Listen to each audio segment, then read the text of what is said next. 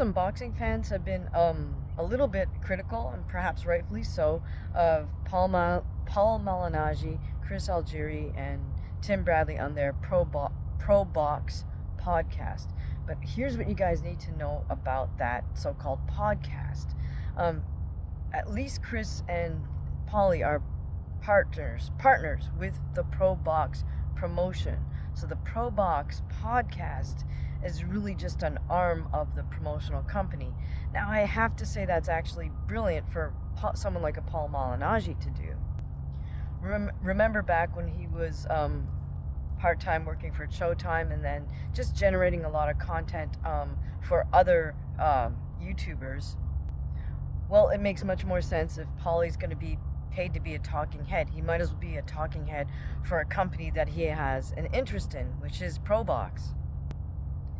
Same thing for Chris Algieri. If you're going to be that commentator, you might as well have a piece of the action, meaning the actual promotion.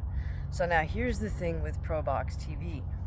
They're not merely there to promote fighters signed to Probox. Now, I'm not sure who's on their roster because they're signing sort of C-level, entry-level fighters. They're not getting the guys with a huge resume as an amateur or something like that. And other major promoters like DeBella, like PBC, Al Heyman, maybe even Golden Boy. I'm not really sure about Top Rank, but for sure there are fighters from Lou DeBella's promotional company and from PBC, Al Heyman's company, who have fought on a Probox card. The bigger promoters are kind of using the Probox as a place to fill slots with their more entry-level fighters on their roster. Here's how boxing promoter-fighter contracts work. A promoter will sign a certain number of fighters, and they have to guarantee them X number of fights per year at X amount of dollars minimum per bout. And if the promoter doesn't fulfill on that, they've basically voided the contract, and the fighter can just simply look elsewhere if they choose. Now, sometimes there's also clauses in there where if the fighter's offered a title fight, that automatically renews the contract. Or if the fighter takes a title fight that the promoter sets up, that automatically renews the contract. There's also sometimes clauses that if the fighter loses X number of fights, or maybe just even one or two, then the promotional contract is automatically voided. But the point is, the promotion has to offer a fighter a certain number of fights per year.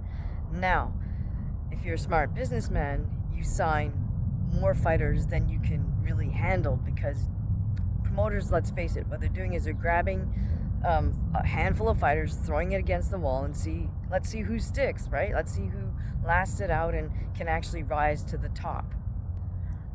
So in the meantime, all the entry-level guys that they signed, there may not be room on a major undercard that the promoter's putting on to fill. They fill slots. They're over-obligated. So now they need a space to sort of move their entry-level fights to. That's where a much smaller promotion like Probox TV comes in. But here's my point. Because Probox, the promotion, has to play ball with these bigger promoters, that means Probox, the podcast, meaning Paul Malignaggi, Chris Algieri, etc., they can't really say anything that's going to tick off these business partners they have, right?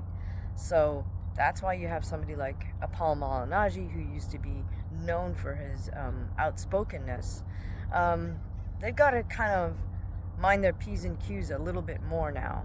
So, saying all that to say, that's sort of my understanding. I can understand why Paul Malignaggi is kind of biting his tongue a little bit more now on the Probox TV podcast, because it's tied to his business interest, which is Probox promotion, which is in turn indebted to all these big promoters.